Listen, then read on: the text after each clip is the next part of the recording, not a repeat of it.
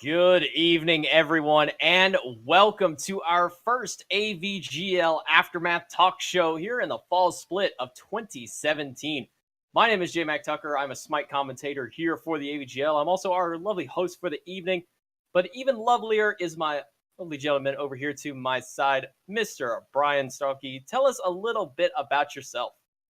So I'm actually one of the League of Legends color commentators for this year's or this season's collegiate League of Legends. And I'm actually really excited. Native to Georgia, so I'm really excited that Georgia Tech is doing so well in their groups, and I'm really excited to be here. Thanks for having me, J-Mac. Yeah, and thanks for coming out onto the show. First time that we've had League of Legends here at the AVGL. No, having Smite here now for our fourth time, so I've been here for a while. It's great seeing a lot of fresh faces here in the AVGL. It seems, every few months when we bring on these new people, we always get a lot of great and beaming personalities. But we're going to move into the meat of the evening. Going to open up and tell us a little bit about what's going on here in the League of Legends series. So right now we actually have a couple of really strong teams. Like I talked about, I really like how well Georgia Tech is doing. But a very big notable mention is University of Utah. Just to give you guys a little bit of background why I think that's so great. They currently are 12-0, so they have won a single game. They didn't drop any so far. And on top of that, they're the first power school to have an official esports varsity program. And I think that is really speaking volumes about how good their program is and how much support they have, because they're 12-0 right now. And that's so neat to me to see collegiate League of Legends and collegiate esports take off like this. Yeah, I mean, 12-0 is a very impressive one. Like you said, haven't dropped a single game. For some games it's, we didn't drop a set, but not dropping a single game all season so far is pretty impressive. So we have a championship about to happen. I believe it's this weekend. Why don't you tell us a little bit about that championship? Yeah, so I'm really excited about that. The championship is happening. I believe it is Sunday, and you're going to be able to tune in and see some great other League of Legends casters on that one. And that is basically the way it's going to work. Is we've gone through the group stages, and the top two teams from each group are going to move on to this championship stage, and then from there they will basically fight their way to that grand final at DreamHack on October 21st in Denver. Wow. So they're not just going to be playing online. They're actually going to Denver to participate on a LAN setting? Yeah, that's right. And it's going to be really exciting. I'm going to be there to be able to commentate along with two other guys here. So I'm really, really excited to see this DreamHack stage and to see these teams play live, because we've seen some awesome competition from these teams. And just earlier tonight, I was casting 3 games, and while they may not have been what I would say the highest like skill caliber games, they were so much fun to watch, and that's even better on a live stage like DreamHack. Oh yeah, I've gotten to a couple of live casts myself for Smite, getting to work with one of my good commentating buddies, Anatoly. He's a phenomenal guy to work with, and it's always fun on LAN. Whether the games are kind of stomp outs or if they're really close and really crazy, it's always a good time onto it. And like you said, you can see the finals. The championships will be happening this weekend on Sunday, October 1st. You can tune in here at twitch.tv/AVGL. And then our grand finals on the DreamHack Denver main stage. We had over 100 teams registered this season for the AVGL League of Legends Championships. And it's all thanks to Twitch Student and DreamHack for sponsoring and helping us put on this event. I'm going to talk a little bit about Smite. Like I said, it's our 4th season back for Smite. And, well, just like our prior seasons, we got a big prize pool and a big LAN coming up for you guys. $10,000 prize pool for our Smite teams in scholarship money. We're going to be taking 2 teams to LAN. We're still just starting out our season. We've still got about 6 or so more matches to play for some of these teams. And this $10,000 LAN at Hi-Res Studios, they're no stranger to us. It's always a great time going out there. Right now, like I said, we're still in our group stage. We'll be having our gauntlets in later month of October. And then November 12th, we'll be having our grand finals at Hi-Res Studios. It's going to be a blast. And I know that this season is going to be extremely competitive. And lastly, it hasn't started up yet, but you can still have a chance to sign up for our Paladin season. It's coming back this time around. Another $10,000 LAN at Hi-Res Studios, this time taking place on November 19th for our grand final LAN. Registration is open right now and completely free. You don't got to pay a penny. All you have to do is sign up on the website, form your teams, look out towards regions, and start playing and getting ready for the upcoming season. All skill levels are welcome, and you can find teammates on the AVGL Discord channel. Go to avglcollege.org now and get started with your registration and sign up. You only have a few days left to register. Big thanks to Hi-Rez Studios for helping us put on both of these fantastic events. Now, we've had a lot of gameplay this weekend between Smite and League of Legends. Brian, why don't you tell us a little bit about what happened in League of Legends this week? So League of Legends was actually really crazy. We had a lot of tiebreakers. A lot of teams played extremely well in these group stages to the point where we actually had 3 tiebreaker games today. So the competition is very, very close. And I'm really excited to see what they're going to do. And to celebrate the grand final at DreamHack, we are going to be giving away 5 DreamHack Denver passes. So check the AVGL Twitter, which is AVGL Official, to enter. And I'm really excited to see how that turns out. So 5 DreamHack Denver passes up for grabs. Anybody can sign up for this?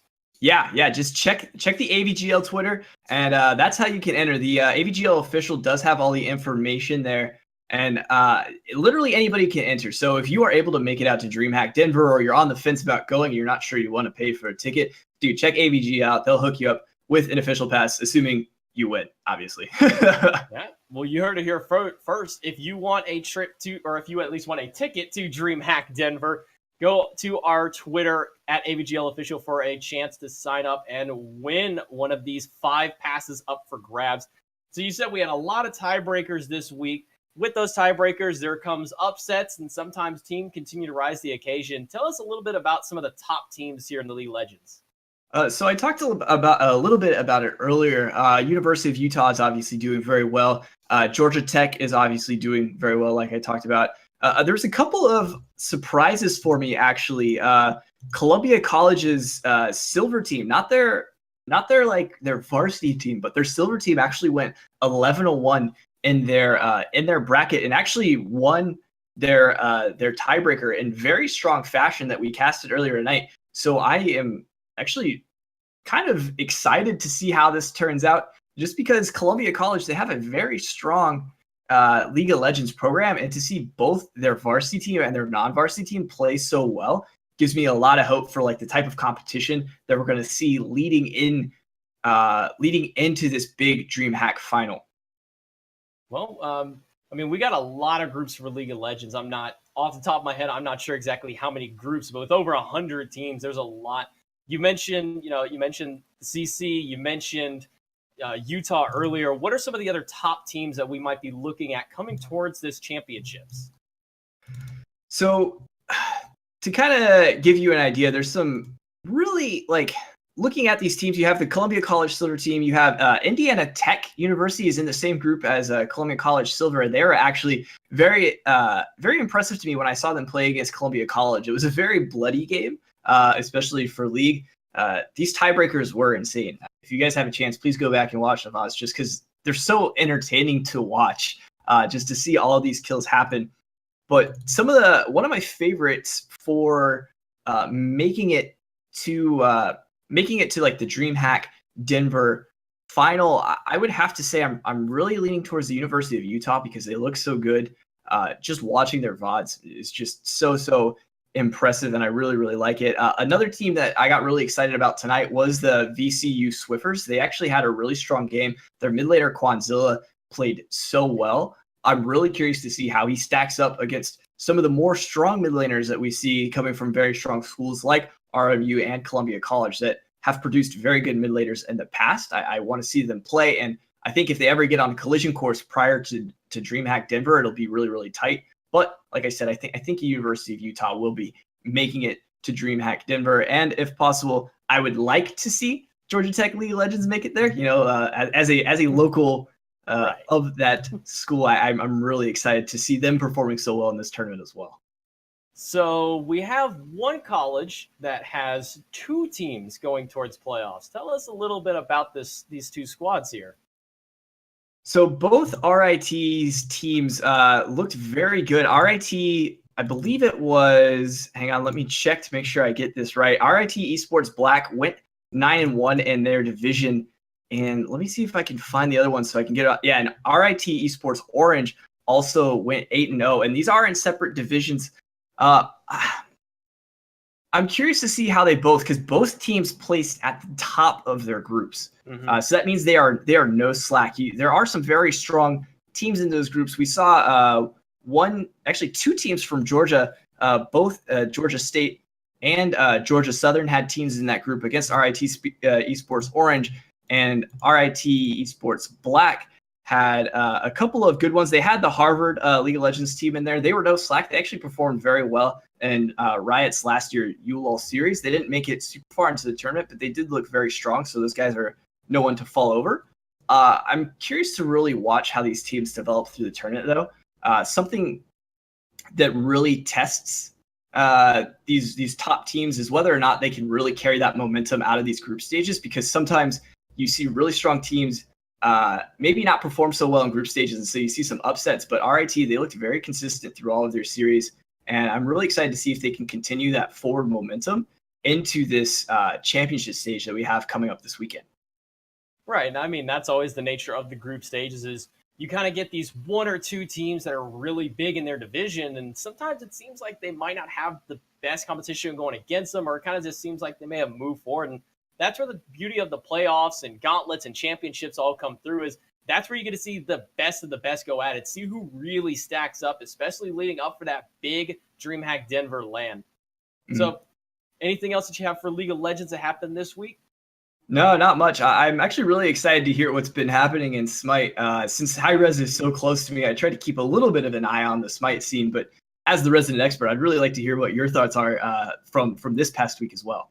Well, so far this week kind of gone as expected. We had Tarrant County playing this past Thursday against Florida Polytech Purple. You know, I kind of expected this one to be a little bit closer than it was, but Tarrant County, the former champions of last season, just showing why they are still considered one of the number one teams, just outright dominated Florida Polytech Purple. And really, when it comes down to it, I mean, this is, again, a lot of teams. You know, we didn't have quite as many of League of Legends. We only had 38 teams sign up. But honestly, when it comes to the top 8 for Smite, this is probably the closest top 8 and the closest top 4 that I've ever seen here at the AVGL, all the way back towards our very first season of play. And going into this week for now, I think everybody in our AVGL Smite community knows that right now my eyes are still looking at Tarrant County College, the defending champions, mostly because of one player specifically, because I want to see it happen. He's the only one left who can do it. It's Osath going for his 4th potential championship. He won all 3 of the first seasons. He's been on the winning team every time. He's going for it again. And I know that Osath wants to be the one. His former partner in crime, Data Remember, now that he's at SPL level, the pro scene, he can't quite make that dream come through anymore. So I'm looking for it because I want to see the 4-peat dream. But the top 4 are just looking too strong right now. And speaking of moving into that, teams that have really surprised me this season, honestly, University of California, Santa Cruz has been one of the most surprising teams for me, because last season, they just kind of played all right. They didn't have the best division matchups. You know, it was kind of the weaker side. A lot of people kind of consider it the weaker link of the divisions. They kind of got, stomped out during the gauntlet stage. But this season, California Santa Cruz has really improved themselves. They've taken out some of the former top teams from previous seasons, like Southwestern College, who got kind of knocked out of their potential gauntlet for technical reasons, but put on an amazing show. I mean, they stomped them out 2-0. They've taken down, I mean, their real competition is going to come in the upcoming weeks against Consumnes River College. But all eyes for me are on University of Santa Cruz. I really want to see what this California squad can pull out. Obviously, the top 4 teams are the ones that everybody's going to be keeping watch on, and we'll kind of talk about them a little bit. Consumnes River College, they're currently tied for leading the Smite Mayan division. They're up there with UC Santa Cruz. So like I said, that's going to be one of the matchups to watch if Omarcio can lead his team to victory, or will Bruh and his team of ranked monsters really be able to bring out all the stops against this squad. Celtic is the next area to look for. Ohio State, Lawrence Tech, and Indiana Bloomington are all still remaining at 3-0. They haven't played each other just yet. I know that match number 5, which is our doubleheader on Saturday, Ohio State, which is Sheikah's former squad, will be playing Sheikah's new squad of Indiana Bloomington. and Lawrence Tech up there as a potential upsetter for either of these teams. Down into the North Division, honestly, there's really only one big team I'm looking at here, and that's City University of New York, College of Staten Island. They've got to have the longest name, obviously, to, the more letters you have in your name, the better your team is. And I think that's just the rule of thumb. So, Right. Cooney Staten Island, they're just looking so dominant this season, just like they had prior. And the one fun thing about this team built up is, we have the team of champions of Tarrant County. Cooney Staten Island is made up of the 2 runner-up teams of the previous LAN. It's 2 or 3 of each of their members thrown together trying to make their second shot at the LAN. And lastly, in Egypt, it's kind of still looking to be Tarrant County College. I mean, they're the dominant ones. But at the moment, they have a loss, and that's because they don't know how to show up to places on time, typical college students. University of Alabama Huntsville is leading Division 3-0, but when it comes down to the actual combatants in it, Tarrant County is the clear number 1 seed, in my opinion, for it. And that's really about it for Smite this week. We've got more coming out tomorrow evening. We're going to have some more. And like I said, it's a double header this Saturday. So this is really going to come down to the endurance and the tenacity of these players to see if they can keep playing through 4 games or more if they end up being, because it is best of 3 sets. So we do have a video for you guys. It is our top plays of the week. We're going to go ahead and cut it to that video, and then we will be right back.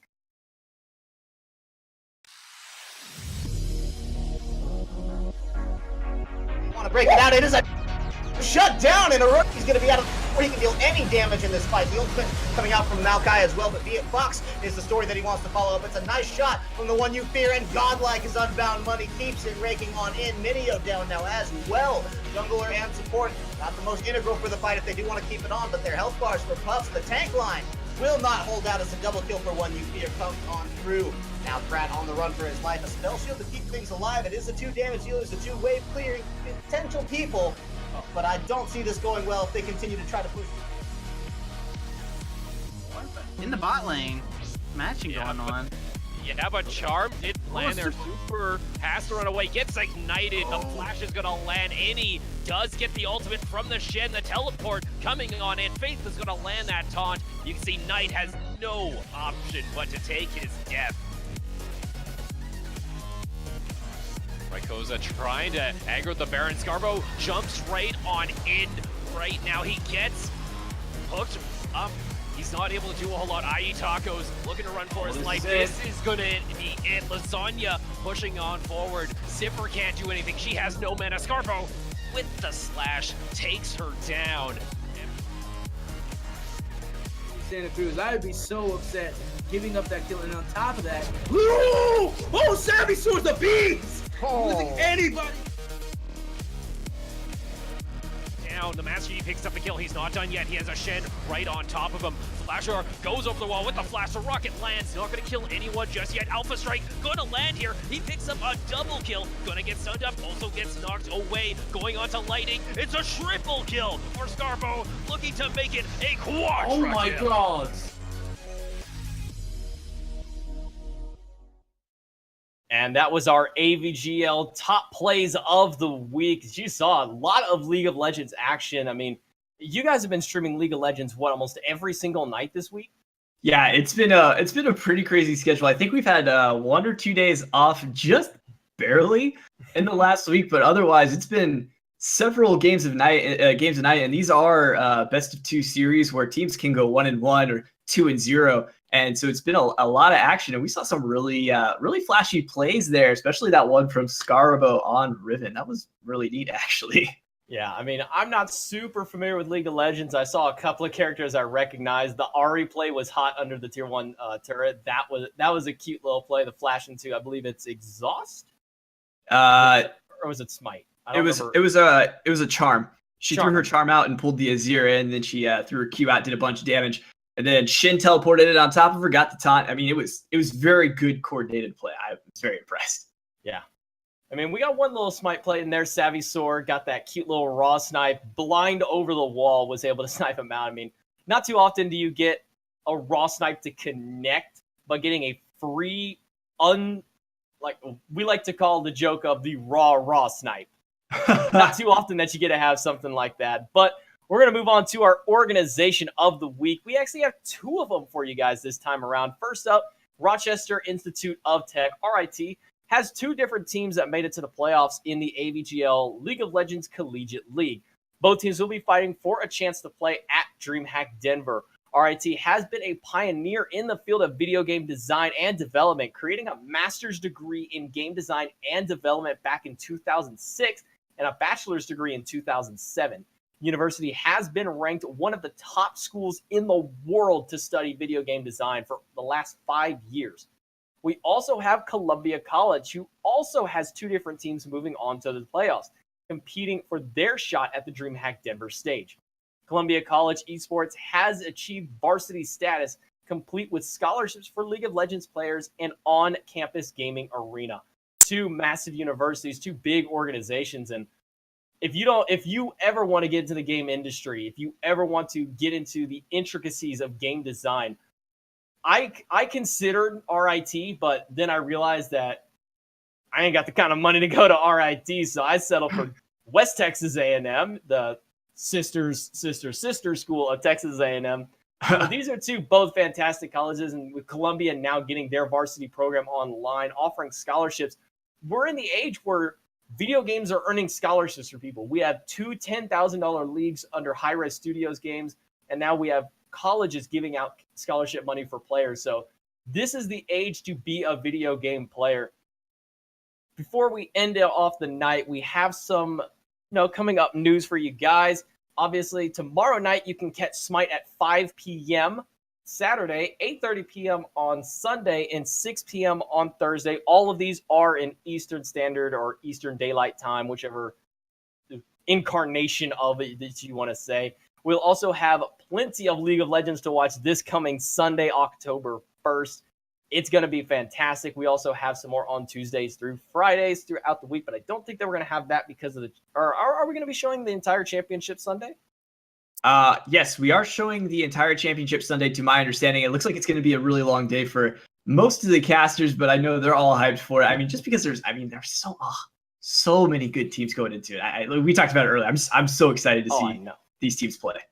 And like I said, I'm not a big League of Legends guy, but championships are always the way to bring in the people. If you have never watched League of Legends, it's always best to watch championships. This is the best of the best going against each other.